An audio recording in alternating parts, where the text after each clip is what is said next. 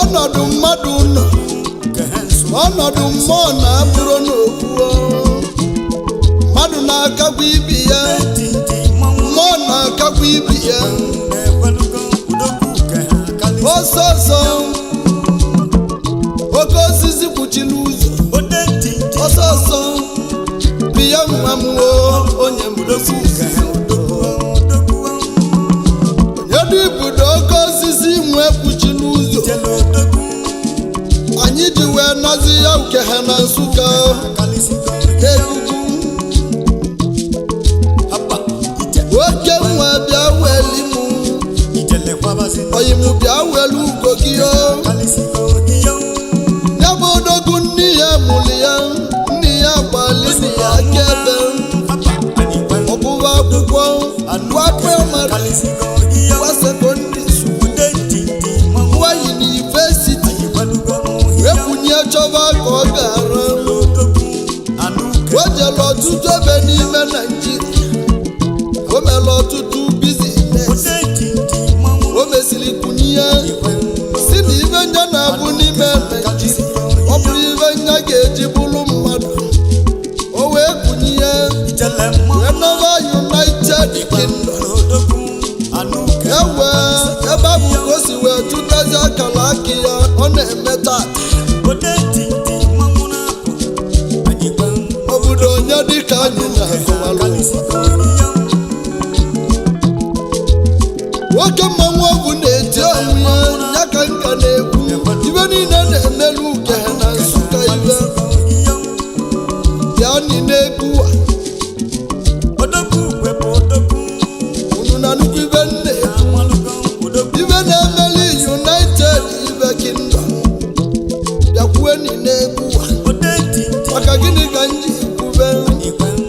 ihe a na-eli rọba ihe ọ na-eli n'ọba ibe onye mere ka e na-ekwu ebe na ọ bụrụ ka onye ra na-ede haba onye dịka anyị na-akọwa dị mma bụ haichi Ikechukwu eze Ogbodo osisi ego nwanyị na mkpọrọgwụ nke dị n'uke ha Nsụka onye Igbo etiti local gọọmenti area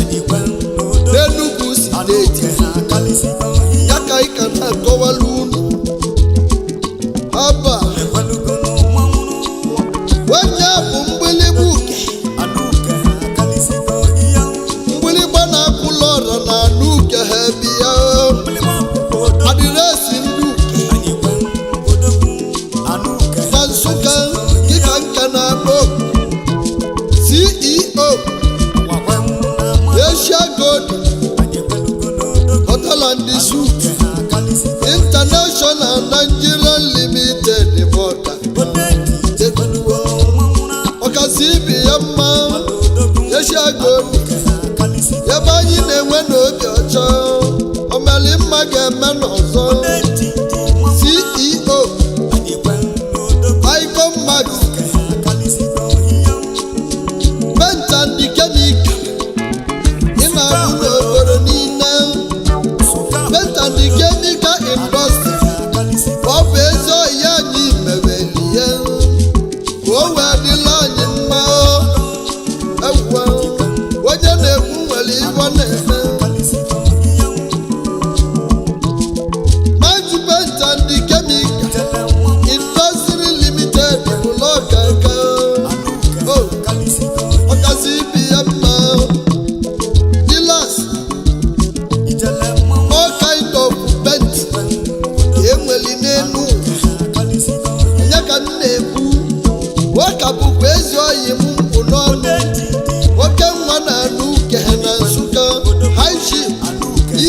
Ikechukwu eze Ogbodo ọnya na-eme ya nwanne bụbu CEO osisi ego West Africa Limited ọkaka Igbo niile osisi ego na osisi na-amị ego anụke ha Nsụka dịka na dị mkpara bụ n'okwu ọnụ atagata afụwa ewuwa isi nkịta kwụrụ akwụ na-etu ncha osisi ego na mkpọlọgwụ nke ha Nsụka ka m na-akpọ ebube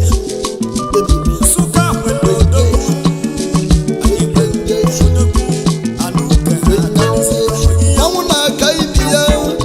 eji nwa odenji ekwuwe ịzaga nwa ijele maka mgbagwa mmanwụ na-agara odenji nji aka katama ọbụgala onye mere odenji nji obulu mmụọ ndeli etube n'ọgwa nina odenji nji kasị mmụọ mama mmụọ ọbịa ọ na-ekwu na nkịtị nyabụ ya nyemeghị igbo ga-eme gbapụ ka nwoke si akpa m si na ya ga-enweta ya n'akụkụ ya o wee kunye ya si na ya ga-enwe onye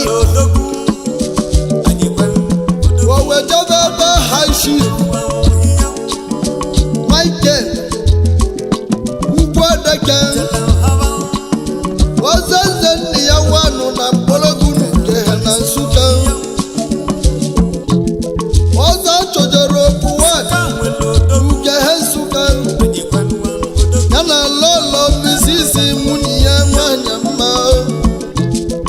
Ngozi ka Ugwuadeke mama oge mụtali nnekwu nwanyị anyị lọlọ nwanyị mma onyinye Chukwu eze Ogbodo salesi ụmụ agbala ya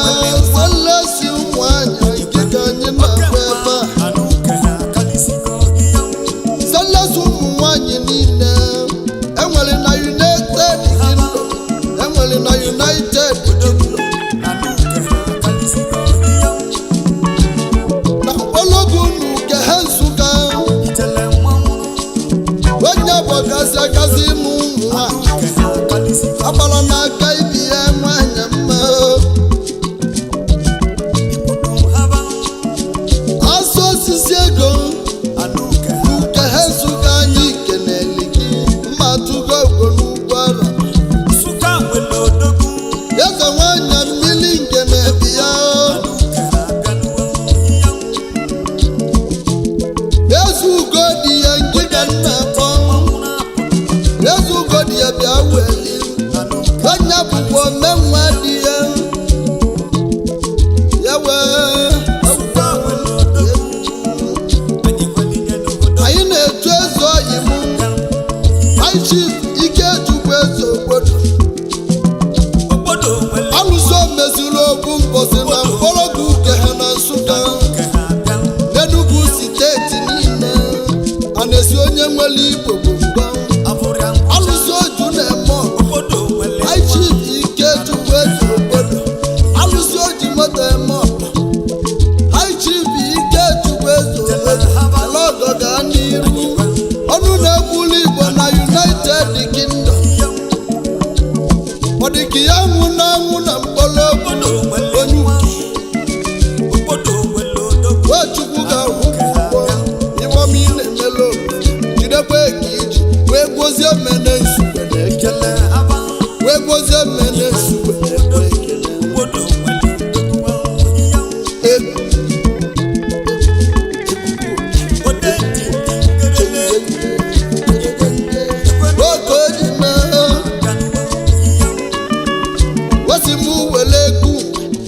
ka nkene ndị oyi ya kene ụmụnne ya ndị nya na ya na-elebu mma n'elu owu onye na-elisiri osisi na mabụ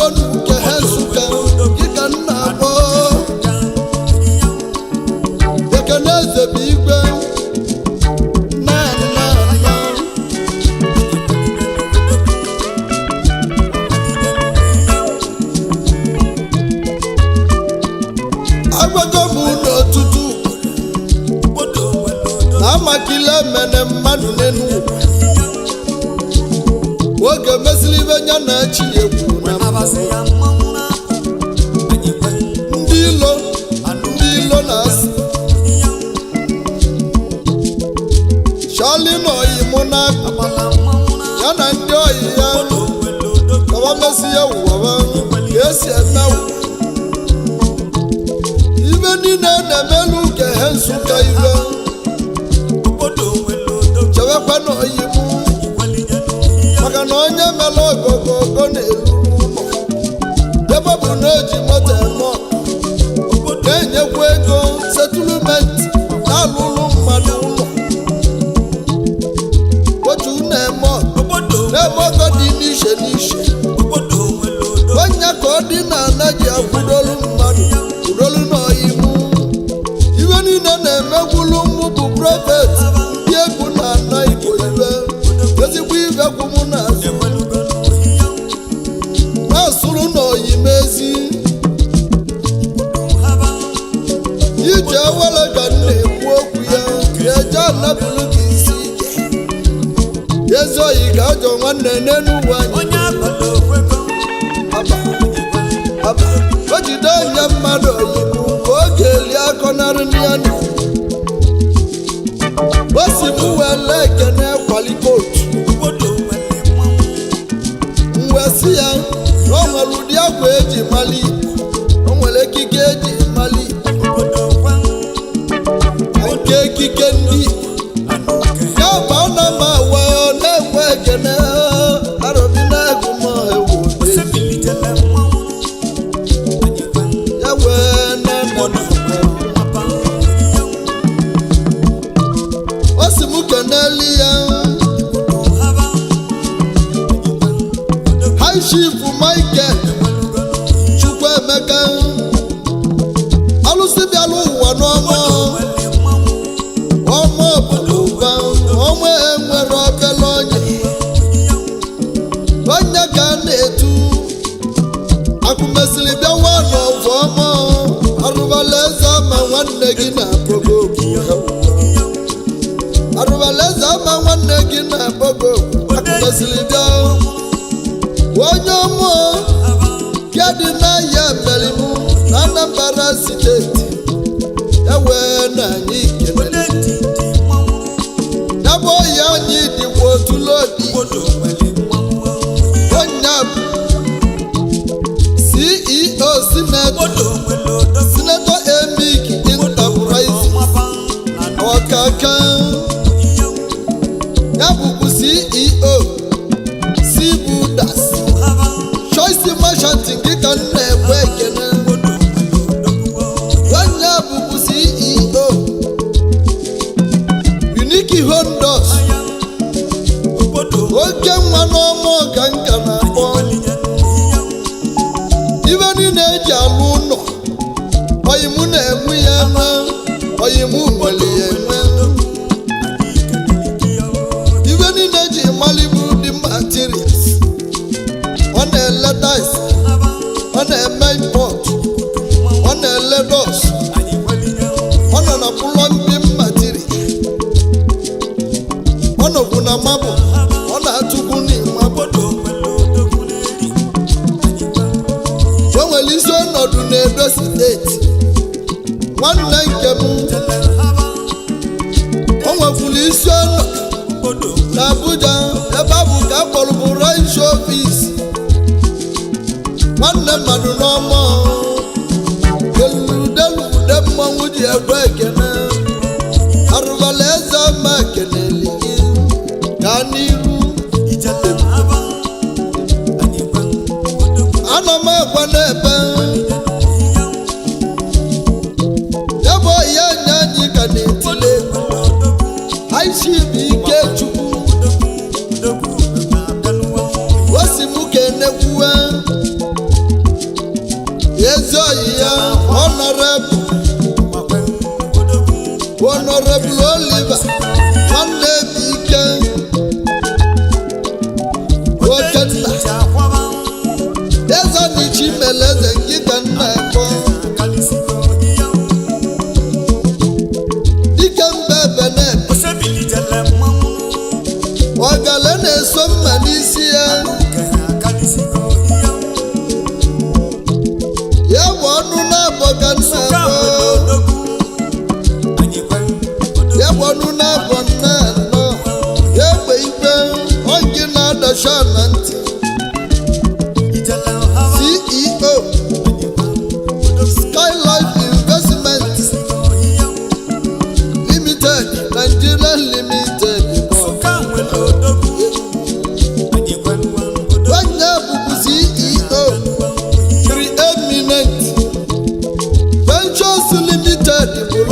Nsugbe oke nwa ndị ebe n'ebe nna ọkwa ezi oyi anyị ibe ma eleri ka eziokwu ana ya bụkwu CEO oje West African Limited ndị eji malụ West African Limited bụ ọgaga ọnụ na-egwuli Igbo na Canada dị ya ewe nwanne mmadụ ekene wepụrụ ka onye ra na-edebe onye meli nya na-edebechi ya ana m ekenekwu odezi akụlụ ọla ojide wee ezi ọya anyị lọl azadige mba n'ebe n'ebe iyomọdịbeze Cynthia ibe ọmụ okenna nwanyị mma bịa omeli nne dị ya eze Chukwu ga-agọzikwu gị ọma obi dị ya odibeze bịa wee gọzie mmene Nsugbe gị na dị gị Ikemba jidekwana ka unu ji Chukwu gọzie anyị na-ekwekwa ekene ọyị m ọ sị m kenekwuwe Aiship mmadụ abụchukwu Okonkwo oke nwa na anyị kpọrọ onye ga na-etu akụ na-ebi okwu n'ọfụ Nsugbe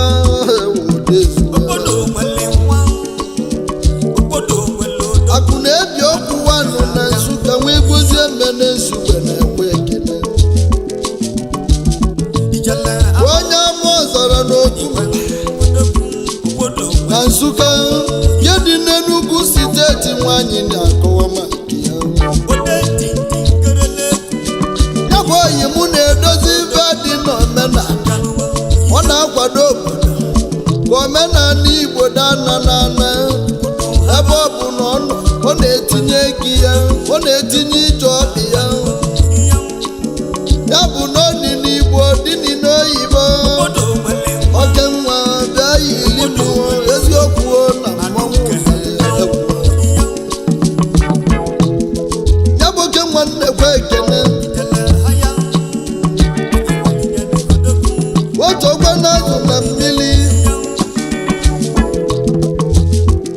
bizinesi ya bụ oyi m na-ekwu anyị chifu mmadụ abụchi ibi ya bizinesi ya niile nali n'Europe nwanọzọ ebe niile n'Europe ilusi Italy ị ga-ekwu dọyi mụ ịbata Germany ebe abụ ka o nweziri n'isi ọnọdụ mee nke a bụrụ n'anya culture traditional o meghị ya ọtụtụ arọ ọnya ka eji mali n'odogwu Igbo na-eme bara ụba azama mmọni anyị keneli gị egwu atụkwana gị egwu na-aga n'iru ana m akpọ itekwu ezigbo nwanne mmadụ Aiship onye ọṅụ Obinna ibe anya onye ogbu n'ike na Igwe n'Oyi Local Gọọmenti eri na Anambra steeti anyị nọ n'ime ya bụ oyi anyị nwere isi ọnọdụ na Vietnam ebe abụ ka ọ dị eme akala aka ya ebe abụ ka ọ dị karịsị gbanwebụla isi ọnọdụ na Lagos steeti onye ka ọ na-etu ikuku ego wa n'ofu Ogbunike ya ikuku ego wa nọ na Vietnam CEO ikuku Lois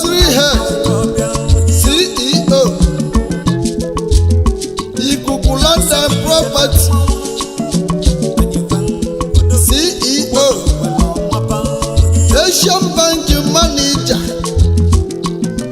anyị na-akpọgo ibe onye meli nya na-ede ezigbo nwanne mmadụ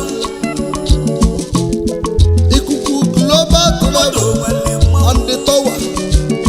wekwuzie mene Nsugbe dekwe gị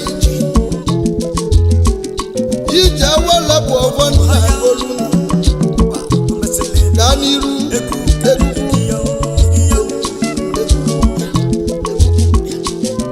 ana m eje onye njem dịkwa n'iko nọ makila onye isi awụ ife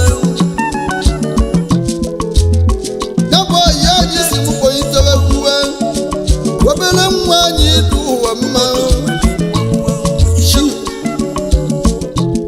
obi ọrọ iri eme webela agwụ na China dịka nna akpọ ga weli ọmụ nwatachie na-agbalụ ọkaba nwatachie na-agbalụ ọkaba wegwuzie mene Nsugbe CEO onye ka nwa ogbenye egwu n'iya global service ọkaka egwugwu na-akpọtụlụ gị taa nwama onye owele mba n'ụma na ndị agụ nke dị n'ezi agụ n'Enugu steeti onye ụmụana na anyị keneli gị ụmụnne dọkịta nwama eze vero n'ezi agụ anyị na-aga n'iru anyị na-ekenekwu dịka oyi muslim kwele ekele gaba oyi mụ na-etile egwu ụka n'elu ya haishi Chukwu ebuka ude egwu na m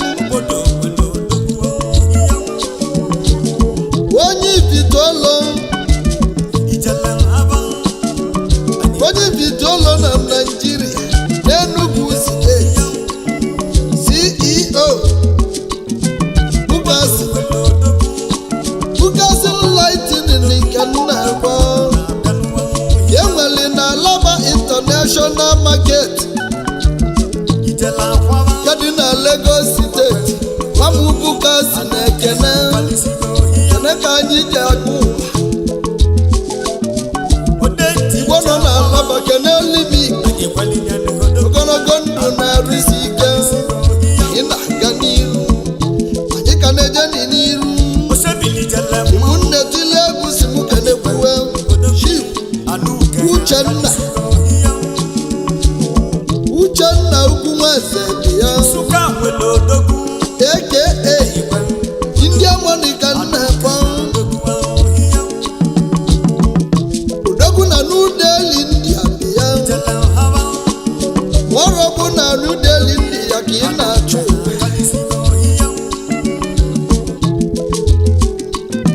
dealers of all kind floating ọ na-eme lise ọ na-eme huse nwanya ka a na-etu anọ na-achụ amụ ọgbawa nwa m anọ na-achụ amụ ọgbawa ya Aruvaluezeama Igbo uche King Mega business concept obi ya oyibo uche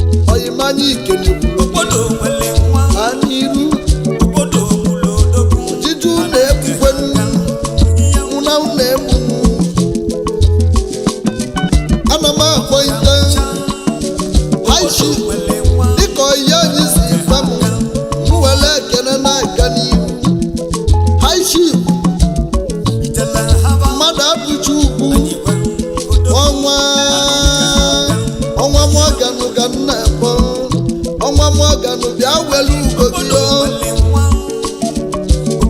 ọnwa Morgan nwanụ na mkpolobi nke ha Nsukka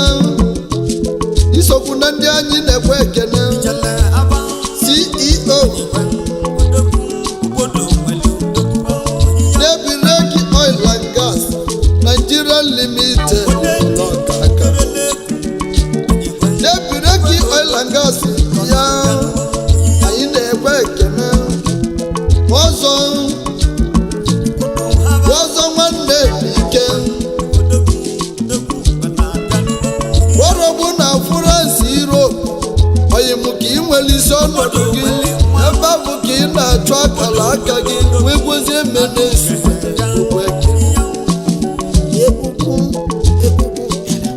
anyị na-eje onye bụ na itata ka abụkwa na ya echi ịga n'iru ka mma na-eje azụ ụgbọ nwụọ ana m akpọite Ikechukwu ọzọ dila all kind of hair nke nwere isi ọnọdụ n'Uganda abụrụ obele oyimu Uganda East Africa gị na-achụlụ ọnụ iyi aga n'ihu onye obi na-agụ ụdị local gọọmenti elu nke dị n'Enugu steeti azamanụ nwa m na Uganda anyị keneli gị azama mmọnị Uganda ka ị na-achụ ezitali n'aka nwere onye ọ dị nso ewe prọfeti ndị egwuo na-agba igwe ogwebele na-ebelu ụwa na-ebele oyimu